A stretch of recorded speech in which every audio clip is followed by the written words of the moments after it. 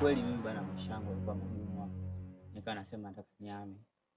Lakini nikapata hela, nikaongea na mwenye nyumba nikamwambia niongeze miezi 4. Kwa hiyo nimelipa tena hapa miezi 4. Lakini wewe huna kosa. Wewe mwenye nyumba tayari ushamlipa hela. Shamlipa hela. Na dalali ulimpa taarifa. Dalali nimempa taarifa na nimempigia simu. Umeona hapa leo nimwambia aje, sio kama uko wapi. Sasa ishakuwa tabu tayari. Vipi? Sawa. Vipi? Kwema? Kwema. Vipi? Baza hapo. Baza vipi wewe unahama? Mimi sihami tena. Imekuwaje? Mimi mambo yameenda vizuri, nimeongeza miezi 4. Kishaongea na mwenye nyumba na nishachukua hela tayari. Sawa, ukimezapo unahama? Sijajua sasa kama nitahama au nitabaki. Sawa, haina shida, haina shida. Wewe kwani ndio ulikuwa na haraka sana? Yaani kama nakuuliza tena unijibu kwa sababu gani tena? Unanikabiki silani?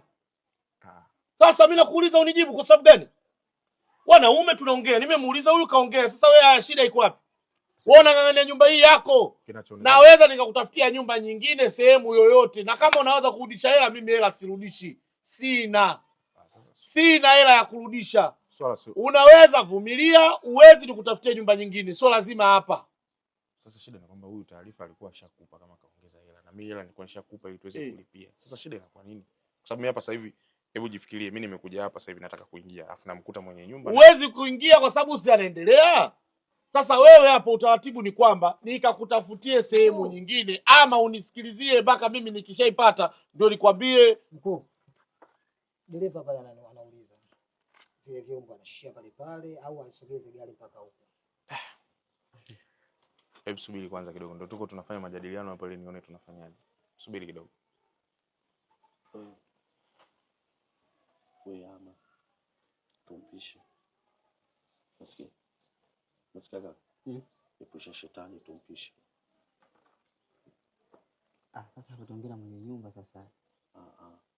Yaani swala tukio mimi naweza tukubaliane. Yaani miezi 4 ukae kwangu, yeye umpishe. Sasa nilikuwa nataka kujua sasa hapa mwafaka unakuaje ili mimi nione nachukua maamuzi gani kwa sasa. Mwafaka ni ule ule tu. Nyumba wewe ndio ushalipia, wewe hapa nyumba ipo na unaingia. Mimi sikutegemea kabisa kama itakuwa hivi. Nasikia kizi unabidi ukae kwangu mimi. Mimi nitajua nitaishi wapi. Sababu tofauti na hapa nimekaa sehemu. Wewe nisaidie mimi. Mpishe. Yuko na wenzie.